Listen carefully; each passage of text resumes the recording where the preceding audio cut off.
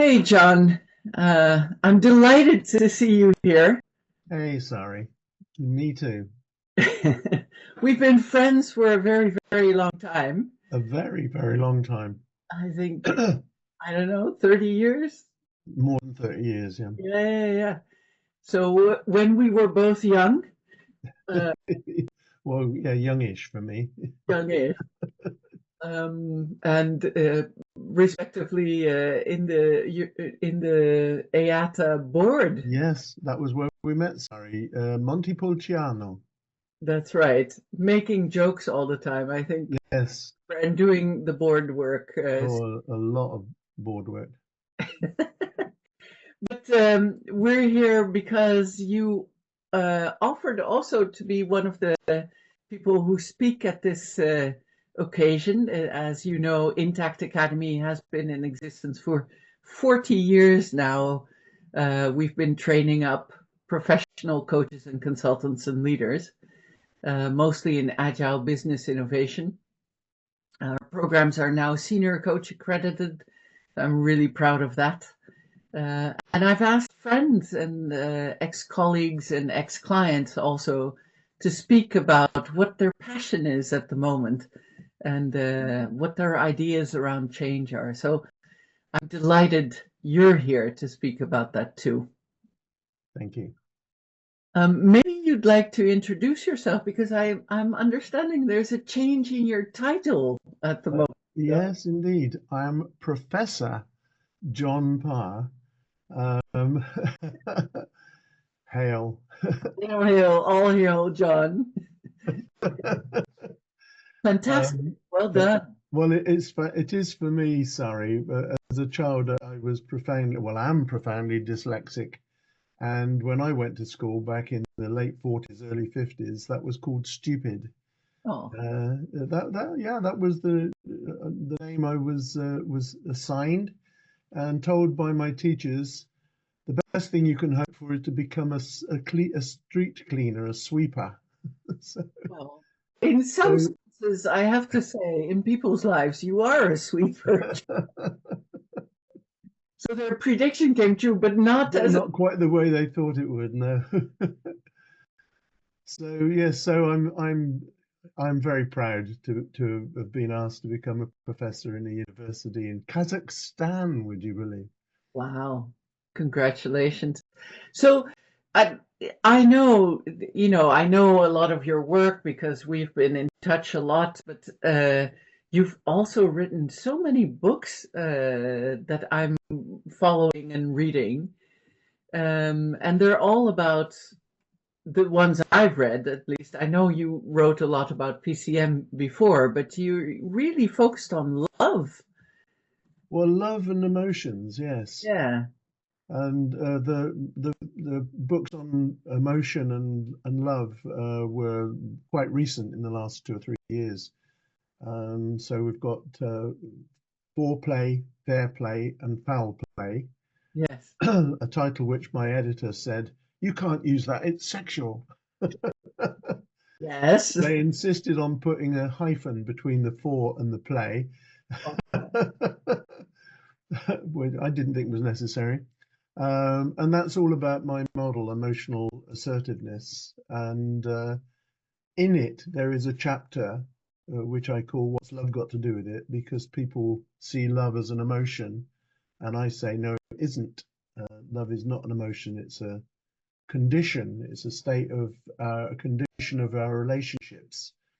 And having sent it off to the editor and it came back and all of the illustrations were in the wrong place. So I said, okay, I'll read it and relocate the illustrations, read it and thought, you could write better than that. So rewrote the entire chapter. Gosh. Took me a weekend. And on the Sunday evening, when I sent it to my editor, I thought, that's the last fucking book I'm going to write. And the next morning I woke up and the first thought I had was, that chapter's a book. So I sat down and in 6 weeks wrote the second book, which I call What's Love Got to Do with It, which is all about love. And that book is being received very well. Mm. Yes, I know. So where does this idea or this passion for this emotional intelligence and love come from? So there must have been something that triggered it also. Well, the trigger goes back to when I was working full on as a psychotherapist back in the 90s. And I'd started to grasp that I had almost two clusters of clients. One cluster whose defense mechanism was to climb into their heads and avoid feelings and emotions like the plague. And the other cluster seemed to get incredibly emotional, so much so that they couldn't think clearly. And I realized that actually we're supposed to be able to do both at the same time and to use our thinking to inform our emotions and our emotions to inform our thinking.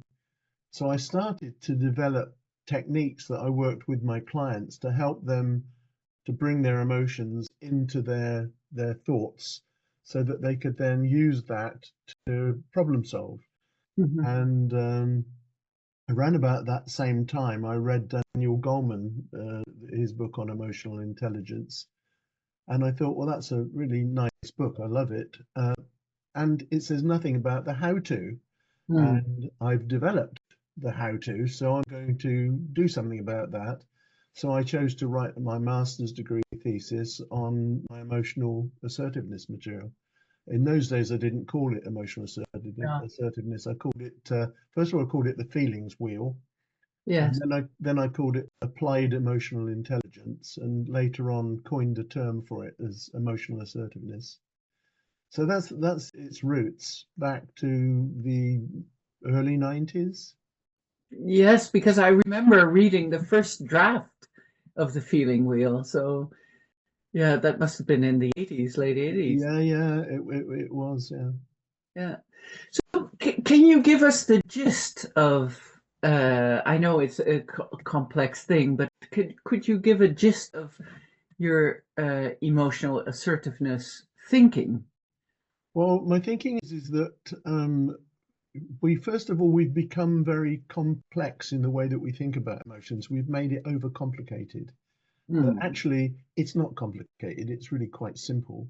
But to get to the simple, you have to scrape away the layers of civilization.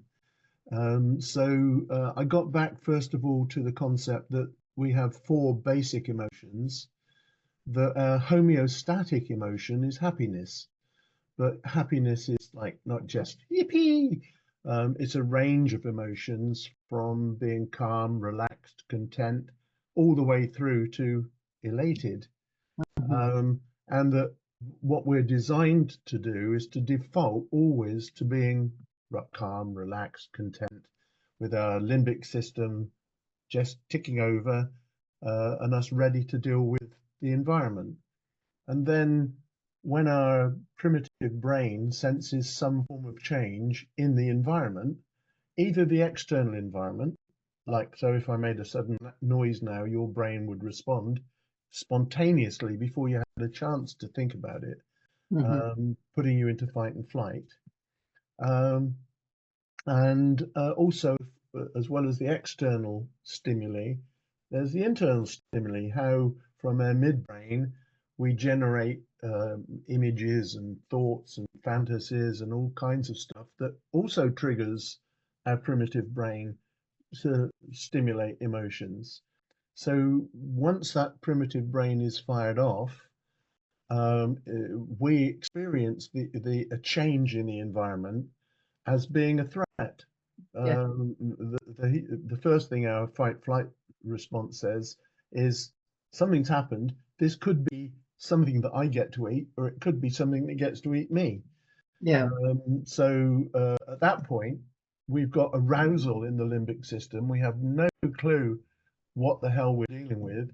And it takes about 25 microseconds, no, milliseconds, 25 milliseconds for our more advanced brain to figure out what the hell was that. And that time delay already sets us into an emotional response before we've had a chance to think about it. So, what we need to do as human beings is to get our cortex going, the human brain, to analyze what is this emotion, what does it mean, what is it telling me about what's changed, and what I need to do about it. Yeah. I then looked at actually the work of a TA guy called George Thompson, who talks about emotions having a time frame, Yes. the present, the past, and the future. Yes. And I used that then to help us to distinguish between emotions that are authentic. So, does this emotion match an event which is in the past? Therefore, the emotion, authentic emotion, is sadness. Does it match something that's to do with a threat from the future? Therefore, the emotion is fear. Or is it something that's going on in the here and now that I really need to deal with, which is anger, which gives me the energy to move towards you in a healthy, respectful way to problem solve? Yeah. That's what I basically call the feelings wheel. Yeah. Yes. So what you said, I really focused on the how to. So what kind of exercises would you give people? Well, the first one I give people is to remind them how to breathe properly. That helps. So yes, because especially when we get a limbic overload, when we're hijacked by our primitive brain, the prefrontal cortex has a reduced oxygen supply. We hold our breath. Yeah. We hold our breath, but also the blood is routed differently around the brain and around the body for fight flight. Yeah. And my hypothesis is that in fight and flight, our primitive ancestors did not need to think. If I'm face to face with a tiger on a jungle path, I don't need to think, well, how can I negotiate with the tiger? Or, oh my God, if I poke it with my stick, it's going to be really annoyed with me.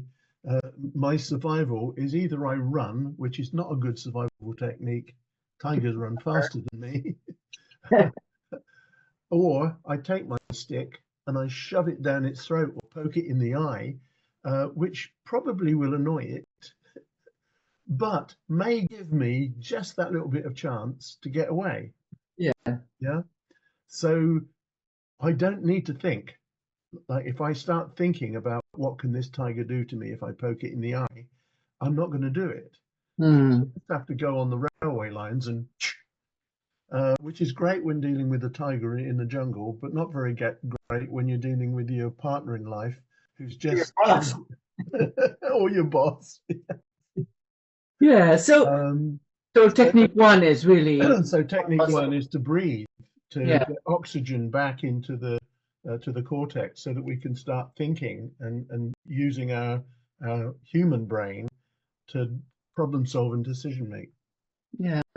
And then I teach people to differentiate between authentic emotions, Hmm. ones that do give us healthy information about what's going on and what we need to do about it, and inauthentic emotions or cover up emotions or racket emotions, as the TA community would say, which actually lead us to misunderstand our emotions and respond in defensive ways, which don't actually work, but just put us back into unhelpful cycles.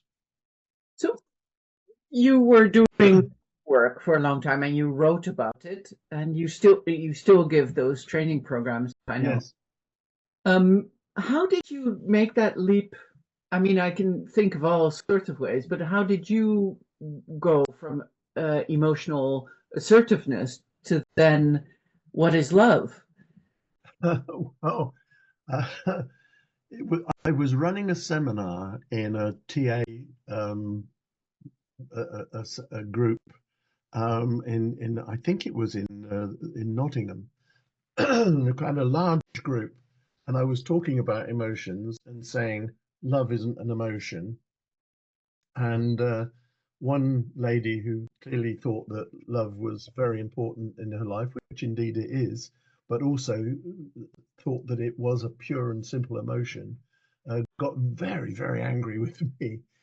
And so I thought maybe it'd be useful to actually explain what love really is, so that people could stand back and ask themselves, well, is this an emotion? Is this an emotion? So that's where it started. A lovely lady who got very pissed off with me just invited me back into thinking, how could I put this in a way that people could relate to? Mm. Well, now I'm fascinated because what would your answer be? What is love? I would say, well, the Greeks had several words for it. Yes. Um, and I would say what those words are, which are basically, um, excuse me, philautia, loving oneself. And I say that's the most important one, because if I don't love myself, it's incredibly difficult to show love to other people in an authentic way. Hmm. And it's actually biblical for people who read that thing. It says, "Love thy neighbor as thyself." So if you don't love yourself very much, your neighbor's in deep shit. So I talk about philautia, Yeah. loving self, and in the book, so eros, pretty much most people know what that is, and they see it as erotic love, and indeed it is. I actually say it's bigger than that. I say eros is about our capacity to see our environment, the world that we live in, to appreciate art, music, sounds, all of that. I classify under eros. I talk about a radio presenter or a TV presenter that I'm passionate about. She is very beautiful, but why am I passionate about it? It's her voice. Her voice is just like silk, and I can listen to her forever. She could be talking about mumbo jumbo, but just the sound of her voice is wonderful. And just in the same way as music does this to me, so I Yeah. experience real joy when I have hear certain music. And then there's Okay. philia, Yeah. brotherly love. Yes. Like I have deep philia for you. I love who you are, Mm. sorry. And Like, I discovered quite a while ago, by the way, that telling people who don't know you very well that you love them can be quite challenging. It frightens the shits out of people. that's who you speak to, I guess. But there's philia, which is an important form of love. There's agape, which Yes. is commitment. It's sacrificial giving. There's storge, the love that we have for close family members, particularly parents with children, which is the only unconditional love. If we're looking for unconditional love in relationships, we're sunk, because relationships, the only relationship where I can experience that is with my children. Doesn't matter what they do, I still love them. They're just my children. I may not like it, and I still love them. My partners in life, there are things that we have in contracts. If they break the contract, that may end the relationship. So, Mhm. Mm. agape. Yeah. There's ludus, which again you and I have an enormous amount of. We Like, always, when we get together, we play, we yeah. have fun, we laugh, we joke, we tease. Flirting comes under ludus. Yeah. Um, and there's pragma, which is long-standing love.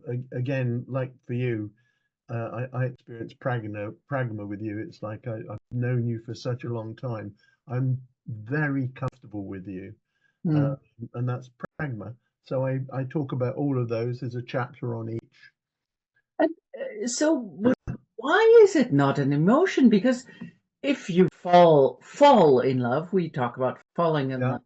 You feel a tremendous amount of all sorts of stuff, yeah, mixed that's right. But biological actions. what emotion? What emotion? Yeah, that is, So what we actually feel, you're right, we experience all our emotions. yes. And during that, particularly during that bubble of the first 6 months or so, when it's like you and me and I am you, we've gone back to being about one. Yeah. Is that sense of love there. But we experience all of our emotions. We're happy, we're angry, we're sad, we're scared. Mostly we're happy. And so actually that is love, but it involves usually eros. Yeah. Okay? Eros is lust. Yeah.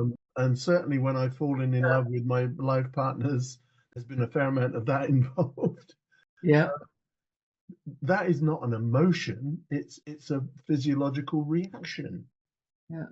Now, yes, I'm very happy when we're engaged in lovemaking, but that in itself is not love. It's do you hear what I'm saying? Yes, absolutely. But if that's so, because listen, my last conversation with my mother, I said to her, now, you're 98, what is love? And she said, I don't know yet, child.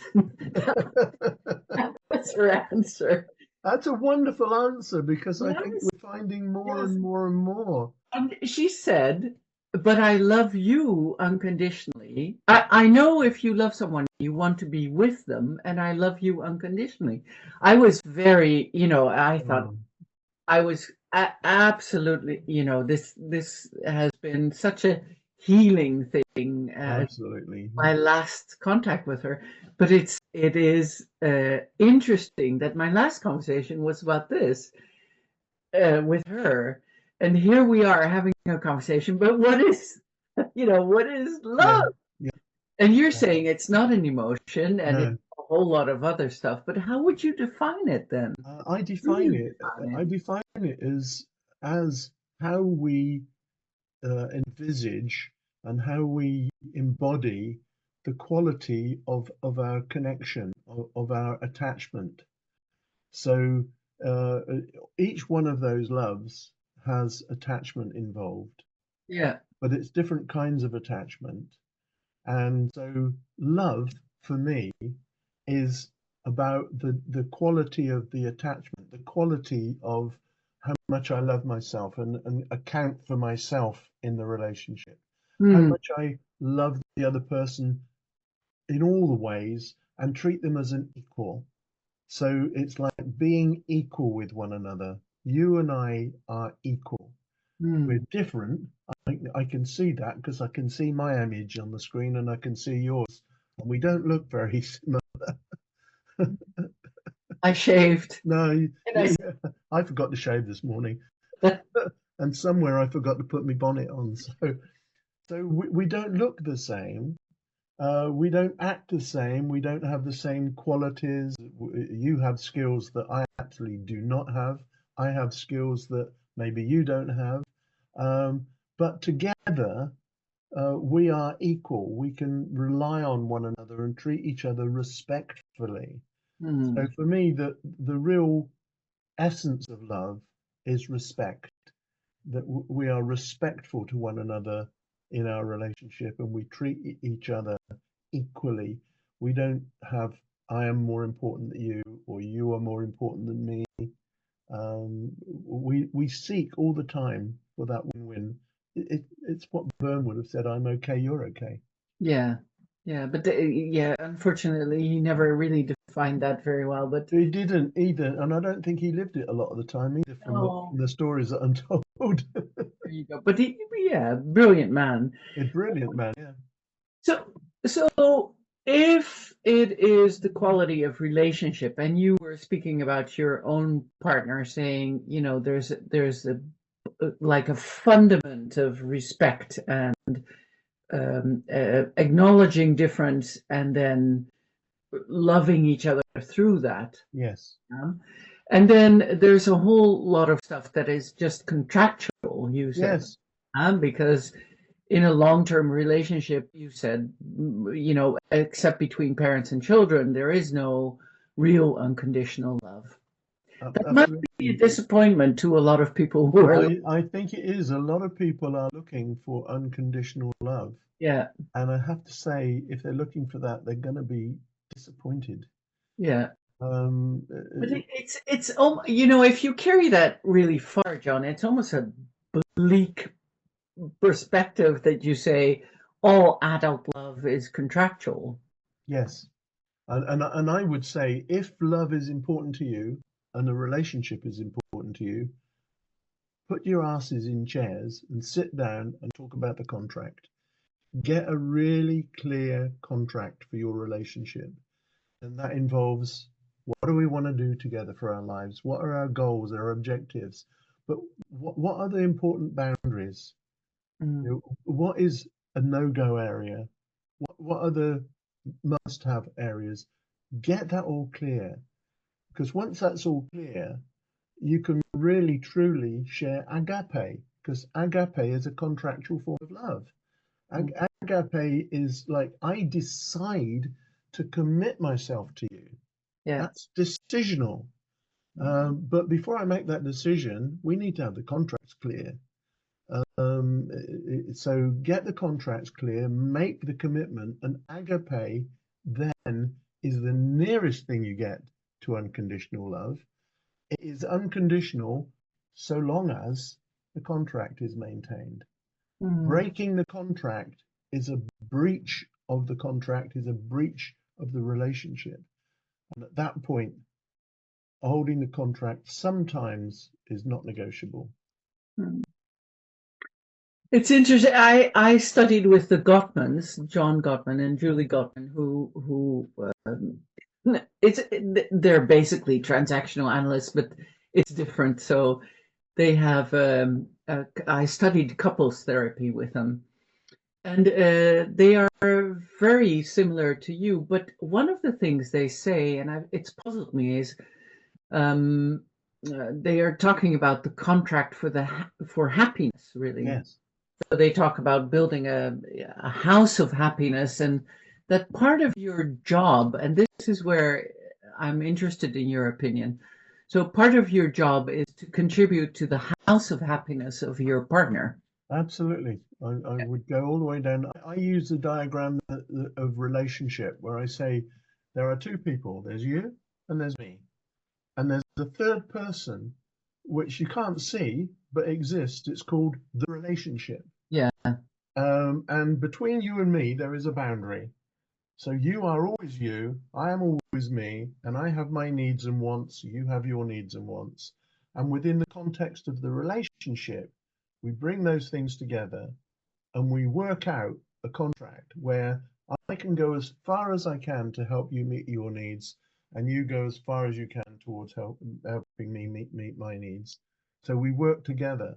Now that means that a part of the contract it suggests that we are both responsible for maintaining that relationship. If we fail to give maintenance to the relationship falls apart. yeah, yeah. So if it's contractual, would you say I'm testing you a little bit now, but if it's contractual, would you say it's possible to love anyone? I would say it's mandatory to love everyone. But could So, you have a relationship with everyone if it? well, yes, but it would depend upon what kind of a relationship. So, there are people with whom I would not enter a close relationship on the Mm, basis that at this moment in their life, they're not in a place where they are able to adequately maintain a relationship on an I'm okay, you're okay basis. yeah, So if someone is currently somehow or other, for whatever reason, they have a personality disorder, they have a deep wound that is not been dealt with, and they keep bringing that into the relationship through transference, and they're not willing to do something to help themselves to heal. If we stay in those relationships for any length of time, I think what we're doing is we're committing self-harm. It's yeah. like we put ourselves into a relationship where we are abused and we accept abuse because we said we would. Um, I don't think entering a relationship on the basis of abuse is a good idea. No, I totally agree on that. So, if you had like an advice to people entering the relationship, I've already heard, sit yourself down, make the contract clear, go, no go areas. What would a second step be? I think probably I'd put it as a step before that would be listen to the alarm bells. Yeah, I think in all of the relationships that I've made, where later on, after that bloom of love has disappeared, um, things come out of the woodwork that I actually knew were there but ignored because I didn't want to see them. Um, I would say don't ignore them. When things come out of the woodwork, examine them closely and think. It may not be desperately romantic, but it might be better than having to put on your Mae West and go for a swim in the Atlantic later on. good advice, John. So, this is all we have time for at the moment. I could talk to you for hours about Yeah, this. me too. Sorry, I love talking with you. We will, most probably.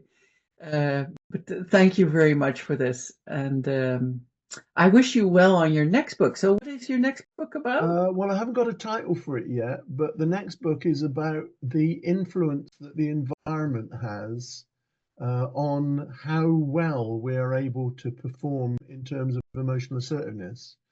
It's looking at how the limbic system, if it's already charged, like for example, if I'm in an incredibly stressful period of my life, I've got lots of adrenaline, lots of cortisol. Already the threshold for me entering not okay behaviors is pretty high. Yeah. And so it doesn't take much of a splash for that tiny little ripple to get up my nose and I start coughing and spluttering. So I'm writing about how we need to manage stressors in our life to keep the threshold down so that we can maintain a level of equilibrium and be able to have enough left to be able to stick a head above the waves occasionally. Yeah, it's funny. I teach the leaders in organizations delete, dilute, or delegate.